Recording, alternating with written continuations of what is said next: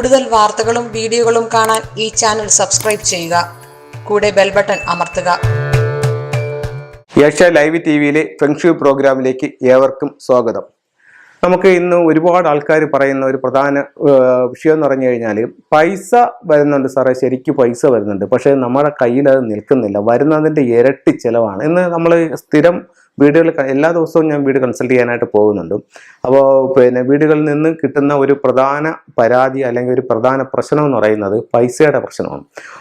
ചിലർക്കെന്ന് പറഞ്ഞാൽ ഭയങ്കര സാമ്പത്തിക ബാധ്യതകൾ എന്ന് പറഞ്ഞു കഴിഞ്ഞാൽ ഞാൻ അടുത്ത സമയത്ത് കാസർഗോഡ് ഒരു വീട് കൺസൾട്ട് ചെയ്തെന്ന് പറഞ്ഞു കഴിഞ്ഞാൽ അവർ ഒരു വീട് വെച്ച്, പുള്ളി ഒരു ചെറിയ ഷോപ്പ് നടത്തുകയാണ്.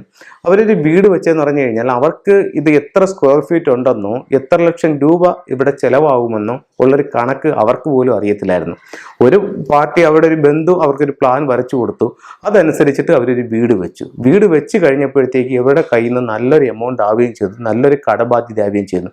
ഇപ്പോൾ അവർക്ക് ആ വീട്ടിൽ താമസിക്കാൻ പോലും പറ്റാത്തൊരവസ്ഥയിലാണ്. മാത്രവുമല്ല, വീടിൻ്റെ വാസ്തുപരമായിട്ട് കുറേ പ്രശ്നങ്ങൾ അതിനകത്ത് ഉണ്ടെന്നാണ്. അപ്പോൾ നമ്മളൊരു വീട് വെക്കുമ്പോൾ ആദ്യം അത് എത്ര, നമ്മുടെ കയ്യിൽ എന്താണ് നമ്മുടെ ആ ബഡ്ജറ്റ്, അതിനകത്ത് എത്ര സ്ക്വയർ ഫീറ്റിനകത്ത് ആ വീട് നിൽക്കും, അത് വാസ്തുപരമായിട്ട് എങ്ങനെ കറക്റ്റ് ചെയ്യാം എന്നുള്ളൊരു ധാരണയോട് കൂടിയാണ് നമ്മൾ മുന്നോട്ട് നീങ്ങുന്നതെന്നുണ്ടെങ്കിൽ നമുക്ക് ഈ പൈസയുടെ ചിലവ് ഒരു പക്ഷേ പിടിച്ചു നിർത്താനായിട്ട് സാധിക്കും. അത് കൃത്യമായിട്ടുള്ളൊരു കണക്കോ കാര്യങ്ങളോ ഇല്ലാതെ പോവുകയാണെന്നുണ്ടെങ്കിൽ പലരും സാമ്പത്തിക പ്രതിസന്ധിയിലേക്ക് വരുന്നത് വീട് വെച്ചിട്ടായിട്ടാണ് എനിക്ക് മനസ്സിലാക്കാനായിട്ട് പറ്റിയിട്ടുള്ളത്. അപ്പോൾ നമ്മൾ വീട് വെക്കുമ്പോഴത്തേക്കെന്ന് പറഞ്ഞു കഴിഞ്ഞാൽ എപ്പോഴും വാസ്തു നോക്കി ചെയ്യുക. നമ്മളുടെ എത്ര രൂപയാണോ നമുക്ക് ആ വീട് വെക്കാനായിട്ടുള്ളൊരു ബഡ്ജറ്റ് ഉള്ളത് അതിനകത്ത് നിർത്തി വീട് ചെയ്യുക. അല്ലാതെ നമ്മൾ കടവും വാങ്ങിച്ചു വെച്ചിട്ട് എനിക്ക് പറയാൻ തന്നെ വിഷമമുണ്ട്. ഒരുപാട് വീട്ടുകാർ വീട് വിളിച്ച് കാണിച്ച് നോക്കിയിട്ട് എന്നെ പ്രശ്നങ്ങളുണ്ടെന്ന് പറയുമ്പോഴേ സാർ ഇവിടെ കയറി ഒരുപാട് കടവും കാര്യങ്ങളും ഇപ്പം നമ്മളെ കൊണ്ട് നിൽക്കാൻ പറ്റത്തില്ല സാർ, ഇത് വിറ്റ് പോകാനായിട്ട് എന്തെങ്കിലും കാര്യങ്ങളുണ്ടോ, അങ്ങനെ ഉണ്ടെങ്കിൽ അത് നമുക്ക് ചെയ്തു തന്നാൽ മതി, അല്ലാതെ ഇവിടെ നിൽക്കാൻ പറ്റത്തില്ല സാറേ, അത്ര കടമുണ്ടെന്ന് പറയുന്ന ഒരുപാട് വീട്ടുകാരുണ്ട്. അപ്പോൾ നമ്മളൊരു വീട് വെക്കുമ്പോഴത്തേക്കെന്ന് പറഞ്ഞു കഴിഞ്ഞാൽ ഈ വീട് നമ്മുടെ ബഡ്ജറ്റിൽ നിർത്തിക്കൊണ്ട് വാസ്തു കറക്റ്റ് ചെയ്തുകൊണ്ട് നിങ്ങൾക്ക് എല്ലാ ഐശ്വര്യത്തോടും കൂടി അവിടെ താമസിക്കാൻ പറ്റും. അപ്പോൾ ഞാനൊരു വീട്ടിൽ പൈസ നിൽക്കാനായിട്ട് ചിലർ വീട്ടിൻ്റെ വാസ്തുപരമായിട്ട് ചില ശ്രദ്ധിക്കേണ്ട കാര്യങ്ങളുണ്ട്. കന്നിമൂല നഷ്ടപ്പെട്ടു പോയി കഴിഞ്ഞാൽ വീട്ടിൽ പൈസ നിൽക്കില്ല. അതുപോലെ തന്നെ തെക്ക് കിഴക്ക് അഗ്നികോണിൽ നമുക്ക് സെപ്റ്റിക് ടാങ്ക്, ടോയ്ലറ്റ് എന്നിവ ഉണ്ടാലും ആ വീട്ടിൽ കടുത്ത സാമ്പത്തിക പ്രശ്നം ഉണ്ടാകും. അപ്പോൾ ഇത്തരം കാര്യങ്ങൾ വളരെയധികം ശ്രദ്ധിക്കേണ്ടതായിട്ടുണ്ട്. അത് കഴിഞ്ഞിട്ട് നമുക്ക് വീടിൻ്റെ അലമാര, മറ്റുള്ള കാര്യങ്ങളൊക്കെ എങ്ങനെയാണ്, എവിടെ വെക്കണം എന്നുള്ളതൊന്ന് ശ്രദ്ധിക്കാം. ഇപ്പോൾ നമുക്ക് നോക്കാം.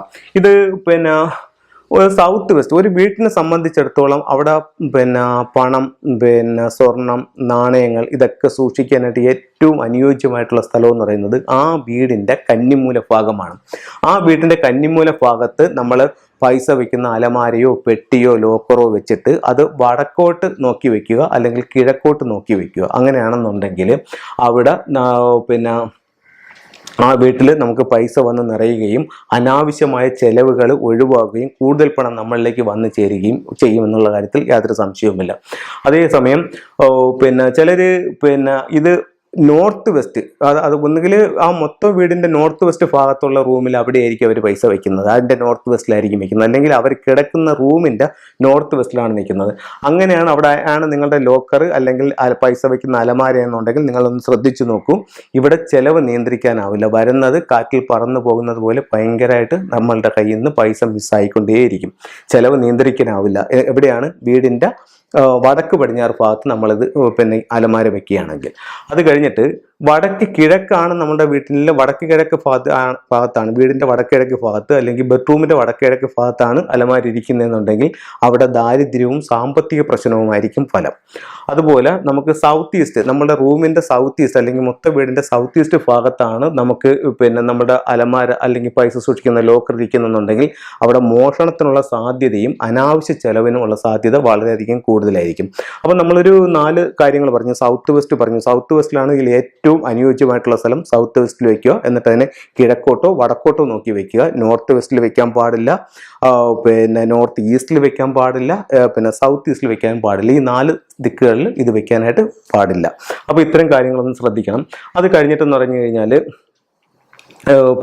യാതൊരു കാരണവശാലും സൗത്തിലോട്ട് നോക്കിയോ വെസ്റ്റിലോട്ട് നോക്കിയോ നമുക്ക് ലോക്കറോ അലമാരയോ വെക്കാൻ പാടില്ല. സൗത്തിലോട്ട് ഫേസ് ചെയ്തോ വെസ്റ്റിലോട്ട് ഫേസ് ചെയ്തോ വെക്കാൻ പാടില്ല. അങ്ങനെ വെച്ച് കഴിഞ്ഞാൽ നമുക്ക് അനാവശ്യ ചെലവ് ഒരുപാട് ഉണ്ടാകും. അപ്പോൾ ആരെങ്കിലും അങ്ങനെ വെച്ചിട്ടുണ്ടെങ്കിൽ അതൊന്ന് മാറ്റി വെക്കേണ്ടതാണ്. അത് കഴിഞ്ഞിട്ടെന്ന് പറഞ്ഞു കഴിഞ്ഞാൽ നമുക്ക് വേറെ ഒരു ടിപ്സ് ഉള്ളതെന്ന് പറഞ്ഞു കഴിഞ്ഞാൽ നമുക്ക് നമ്മുടെ വീടിൻ്റെ വടക്ക് കിഴക്ക് ഭാഗത്താണ് കിണറിന് ഏറ്റവും അനുയോജ്യമായിട്ടുള്ള സ്ഥലം. ഒരുപക്ഷെ വടക്ക് കിഴക്ക് ഭാഗത്തല്ല നിങ്ങളുടെ വീട്ടിൽ കിണർ നിൽക്കുന്നതെന്നുണ്ടെങ്കിൽ നിങ്ങളുടെ വീടിൻ്റെ വടക്ക് കിഴക്ക് ഭാഗത്ത് ഭൂമിയിൽ ഒരു ചെറിയ കുഴി കുഴിച്ചിട്ട് അവിടെ ഒരു വാട്ടർ ടാങ്ക് ഇറക്കി വെച്ച് അവിടെ നിങ്ങൾ വെള്ളം സ്റ്റോർ ചെയ്യുകയാണെന്നുണ്ടെങ്കിൽ നിങ്ങൾക്ക് നല്ല ചിന്തകളുണ്ടാവും, മാനസികമായിട്ടുള്ള സമ്മർദ്ദങ്ങൾ ഒഴിവാവും, ചിന്താക്കുഴപ്പം ഒഴിവാവും, നല്ല ഒരു ബുദ്ധി ഷാർപ്പായി നല്ല രീതിയിൽ മുന്നോട്ട് പോകാനായിട്ട് ഈ ഒരു വാട്ടർ ടാങ്ക് നിങ്ങളെ സഹായിക്കുന്നതായിരിക്കും. അത് കഴിഞ്ഞിട്ട് നമ്മുടെ വീടിൻ്റെ 4 വശവും വാസ്തുപരമായിട്ട് കറക്റ്റ് ചെയ്തിട്ടുണ്ടെങ്കിൽ നമ്മുടെ സൗഭാഗ്യങ്ങൾ 4 വഴിക്കും നമ്മളുടെ ജീവിതത്തിലേക്ക് വന്ന് കയറിക്കൊണ്ടേയിരിക്കും. ഇപ്പോൾ ഒരു വീടിന് മൊത്തത്തിൽ എത്ര മൂലകൾ വേണമെന്ന് വെച്ച് കഴിഞ്ഞാൽ 4 മൂലകളാണ് ആയിരിക്കേണ്ടത്. ഇപ്പോൾ 4 മൂലകളില്ലാത്തൊരു വീടിനെ സംബന്ധിച്ചിടത്തോളം അവിടെ വാസ്തുപരമായിട്ടൊരു ദോഷമുണ്ടെന്നുള്ള കാര്യത്തിൽ യാതൊരു സംശയവുമില്ല. കാരണം എന്ന് പറഞ്ഞു കഴിഞ്ഞാൽ നമുക്ക് ഇപ്പം ഒരു സ്ക്വയറോ അല്ലെങ്കിൽ റെക്ടാങ്കിൾ ഷേപ്പിലായിരിക്കണം നമ്മുടെ വീട്. അപ്പോൾ അതിനകത്ത് ആ ഒരു വാസ്തുപുരുഷനുണ്ട്. ഏതെങ്കിലും ഒരു ഭാഗം മിസ്സിങ് ആയി പൊഴിഞ്ഞു കഴിഞ്ഞാൽ നിങ്ങൾക്ക് മനസ്സിലാവും എല്ലാ വീട്ടിലും ഒരു വാസ്തുപുരുഷൻ ഉണ്ടെന്നുള്ളൊരു സങ്കല്പമുണ്ട്. അപ്പോൾ ആ വാസ്തുപുരുഷൻ ആ ഒരു സ്ക്വയറിനകത്ത് കിടക്കുകയാണ്. അപ്പോൾ ഏതെങ്കിലും ഒരു ഭാഗം മിസ്സിങ് ആയി കഴിഞ്ഞാൽ ആ വാസ്തുപുരുഷന്റെ ശരീരമാണ് അതിനകത്ത് ഉള്ളത്. ആ ശരീരത്തിൽ മുറിവ് പറ്റും.